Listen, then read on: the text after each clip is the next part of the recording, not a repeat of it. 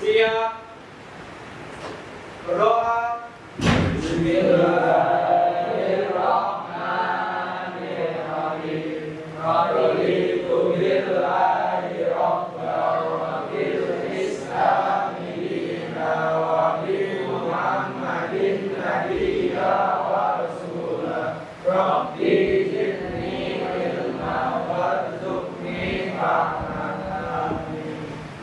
Beri salam. Salam warahmatullahi wabarakatuh. Ibu izin membuka masker ya. Menyampaikan bagaimana katanya hari ini anak-anak semua? Alhamdulillah luar biasa. Allahu Akbar. Alhamdulillah masih semangat. Masih. Untuk kehadiran hari ini semuanya hadir? Ada yang tidak masuk? Apa beritanya? Yang sakit pada hari ini mudah-mudahan Allah angkat penyakitnya dan diberikan kesehatan dan pelajaran berikutnya sudah bisa mengikuti seperti biasa. Baik. Sekarang untuk pembelajaran hari ini sebelum saya melanjutkan atau sebelum saya mulai ke materi yang baru, untuk materi minggu kemarin masih ingat? Bu, Ya, silakan.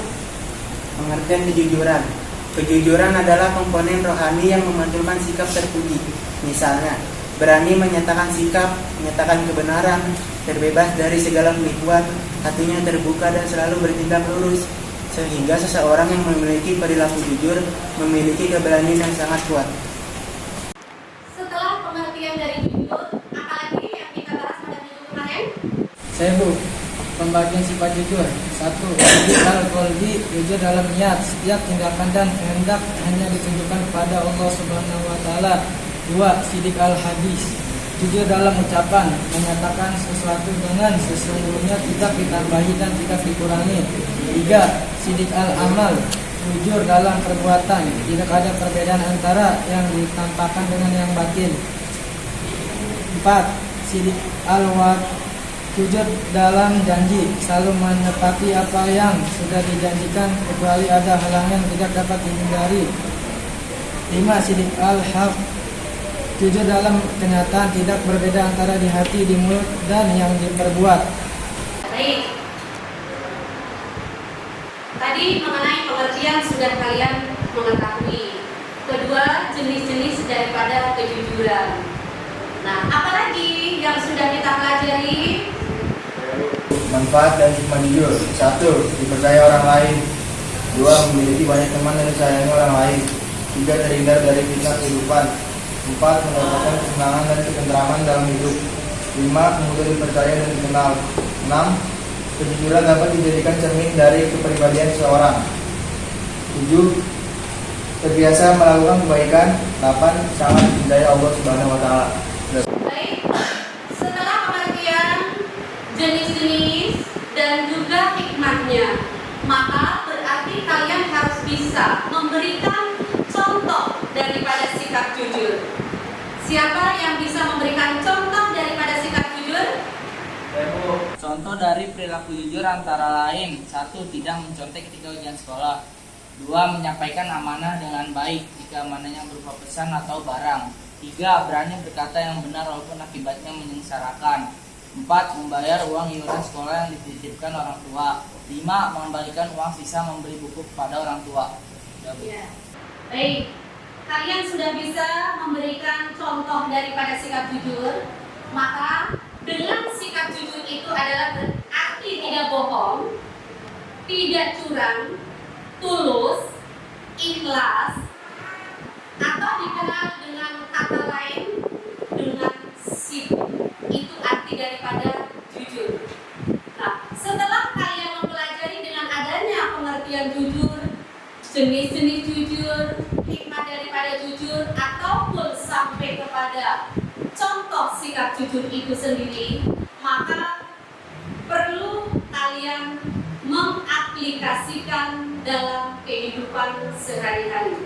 Insya Allah siap untuk mengaplikasikannya? Ya. Baik, kalau sudah siap berarti kita lanjut ke materi berikutnya. Untuk materi pada pagi hari ini, ya, materi tentang nikmatnya mencari ilmu dan indahnya berbagi pengetahuan. Sebelum kita melangkah untuk mempelajarinya, terlebih dahulu kita harus mengetahui tujuan daripada kita mempelajari nikmatnya mencari ilmu dan indahnya berbagi pengetahuan. Tujuannya yang pertama tentunya kita meyakini bahwa menuntut ilmu itu adalah perintah Allah dan juga perintah Rasul-Nya. Berarti menunjukkan dari adanya suatu keimanan kita kepada Allah dan juga keimanan kita kepada Rasul-Nya. Dan yang kedua, tujuan yang kedua tentunya kita bisa memiliki sikap semangat menuntut ilmu. Dengan sikap menuntut ilmu itu, ya, keilmuan itu sebagai implementasi dari adanya pemahaman terhadap Quran surat At-Taubah ayat 122.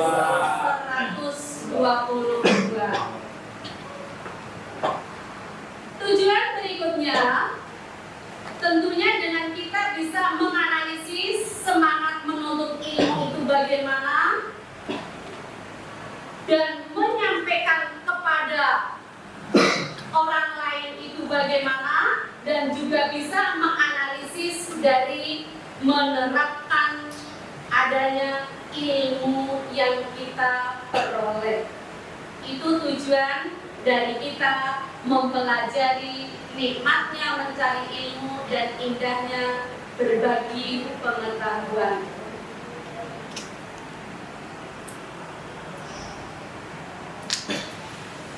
Pada pertemuan kali ini tentunya karena dengan adanya materi-materi yang perlu kalian pelajari, tidak mungkin dalam satu kali saya sampaikan dengan selesai ataupun tercapai, maka saya akan bagi dalam bentuk kelompok untuk mendiskusikan materi-materi yang ada dalam tujuan pembelajaran kali ini.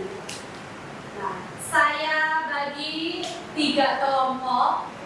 Kelompok yang pertama nanti ada pada posisi sebelah kiri, kelompok kedua posisi sebelah kanan, dan kelompok 3 posisi ada di belakang. Ya. Untuk kelompok pertama, ya, sekarang langsung saja untuk membentuk kelompoknya. Sudah siap semuanya, Nana? Ya. Saya bagi untuk kelompok 1, ya, tugasnya mengenai pentingnya menuntut ilmu menurut Islam, ya. Ya, ini kertas dan tugasnya, silakan ambil. Kelompok 2, tugasnya untuk memberikan adanya suatu sikap yang mencerminkan daripada menuntut ilmu. Untuk kelompok 3, tugasnya silakan ambil. Baik. Sekarang kalian sudah bisa memulai untuk mendiskusikan pembahasan yang sudah Ibu sampaikan.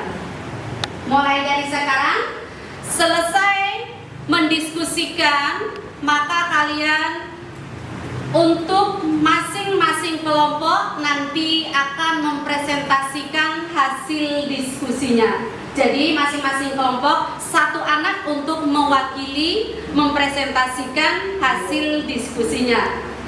Sudah paham? Ya, mulai dari sekarang untuk mengerjakan diskusinya. Silakan.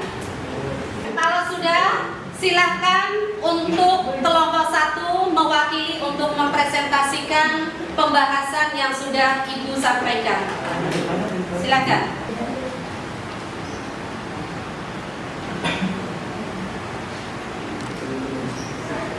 Ilmu secara istilah berarti sesuatu yang dengannya atas segala hakikat secara sempurna tidak dikaitkan dengan bentuk ilmu.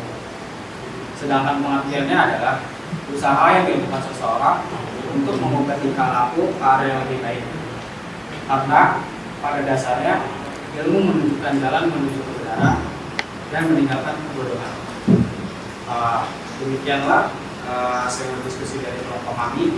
Sebelum saya menutup presentasi ini, apakah dari teman-teman sekalian atau kelompok lain ingin menanyakan tentang materi yang kami sedang diskusikan atau memberi saran? Cukup. Baik, kalau memang merasa cukup, sekian dari kelompok kami. Kurang lebih mohon maaf. Wassalamualaikum warahmatullahi wabarakatuh. Baik, dilanjut untuk kelompok 2 mempresentasikan pembahasan yang sudah saya berikan. Silakan yang mewakili kelompok 2.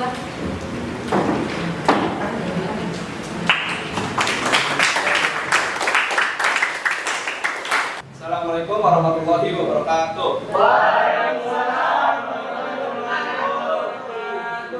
Saya pada di sini untuk mewakili kelompok 2 yang telah berdiskusi tentang sikap dan perilaku yang mencerminkan menuntut ilmu.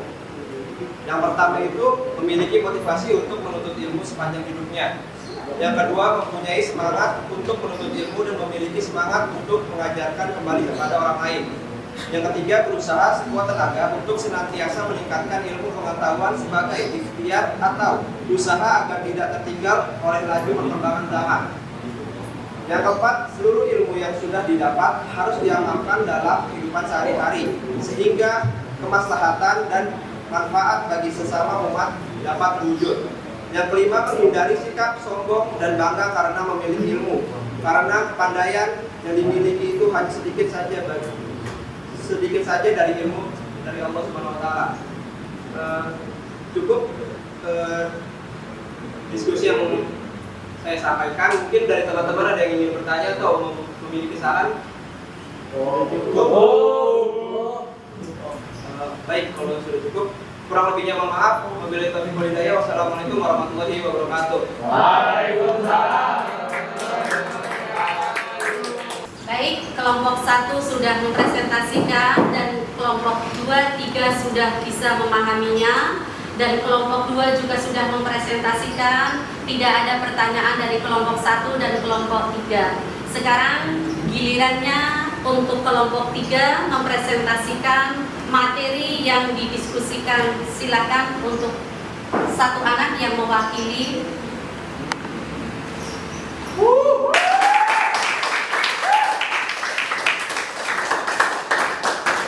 Assalamualaikum warahmatullahi wabarakatuh. Waalaikumsalam. Saya perwakilan dari kelompok 3 ingin menyampaikan diskusi, yaitu tentang sikap orang yang berilmu dan sikap orang yang tidak berilmu. Dari isi kandungan Al-Quran surah At-Taubah ayat 122. Yang pertama, menuntut ilmu merupakan kewajiban setiap muslim dan muslimah. Rasulullah memberikan jaminan bagi orang yang menuntut ilmu, yakni dimudahkan jalannya menuju surga. 2. Para malaikat sangat senang apabila melihat orang-orang yang gigih dalam menuntut berbagai ilmu pengetahuan. Yang ketiga, seluruh makhluk yang berada di bumi dan di langit akan memohonkan ampunan dan doa. Yang keempat, ibarat bulan purnama yang bersinar di antara bintang-bintang adalah perumpamaan atau perbandingan seorang alim, orang yang berilmu, dengan seorang ahli ibadah. Yang kelima, orang yang berilmu atau biasa disebut ulama merupakan pewaris para nabi yang diberikan amanah untuk menyampaikan ajaran Allah sehingga manusia selalu berada di jalan yang benar. Sekian dari saya yang ingin saya sampaikan. Ada yang ingin bertanya atau memberi saran? Sekian dari saya. Assalamualaikum warahmatullahi wabarakatuh. Waalaikumsalam warahmatullahi wabarakatuh.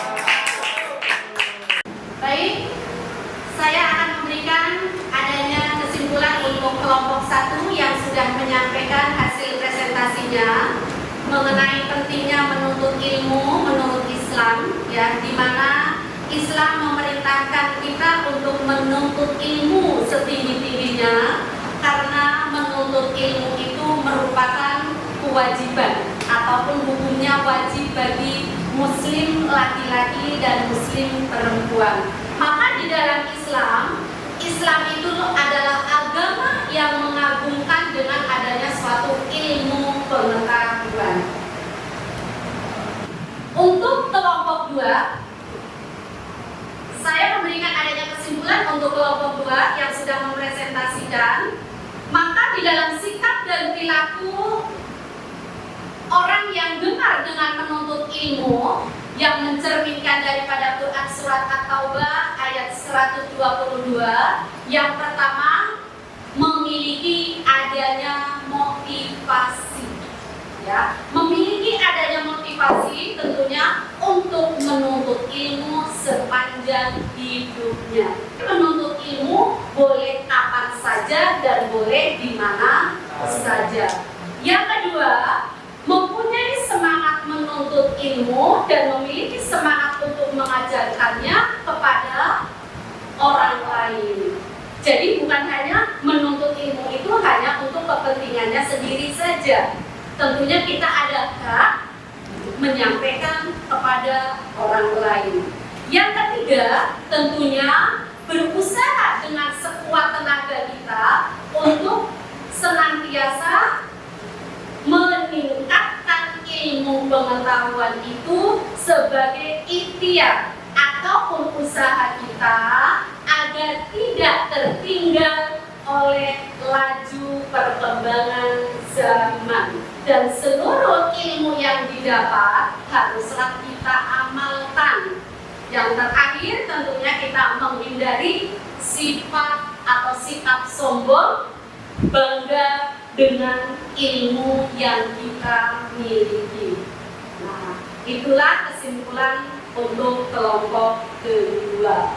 Untuk kelompok 3, sikap orang yang berilmu dan tidak berilmu, tentunya kalau kita melihat dari ayat 122, maka pada ayat ini menjelaskan tentang perintah Allah kepada umat Islam bahwa apabila terjadi adanya suatu peperangan, maka umat Islam tidak diwajibkan pergi semuanya ke medan perang.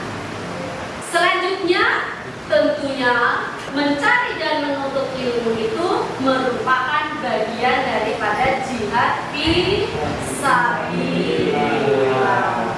Mungkin dari kesimpulan kelompok 1 dan kelompok 2 serta kelompok 3 sudah bisa dipahami semua? Sudah, terima kasih. Jadi pada materi kali ini sudah kalian mendiskusikannya dan sudah mengetahui pentingnya menuntut ilmu secara Islam, sikap dan perilaku yang mencerminkan daripada Quran surat At-Taubah ayat 122, dan juga mengenai kandungan yang harus kita terapkan dalam kehidupan sehari-hari dari Quran surat At-Taubah ayat 122. Nah, pada pertemuan kali ini ya, kalian sudah mempelajarinya, maka ada tugas lembar kerja peserta didik yang harus diselesaikan ya. Saya bagikan, nanti kalau sudah selesai dikumpulkan. Lembar LKPD yang sudah Ibu bagikan, sudah semua dikerjakan? Kalau sudah, saya minta satu anak untuk mengumpulkan hasil-hasil dari pekerjaan kalian. Dikumpulkan, serahkan ke Ibu.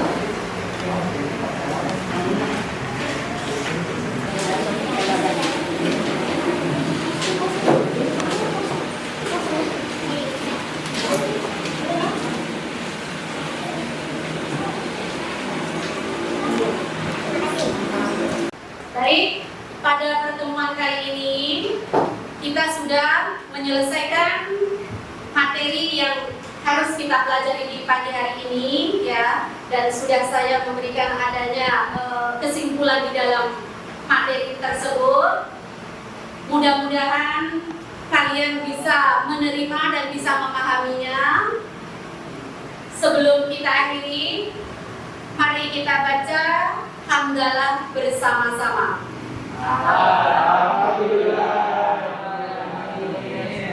Sebelum kita tutup, kita baca doa kafaratul majlis bersama-sama.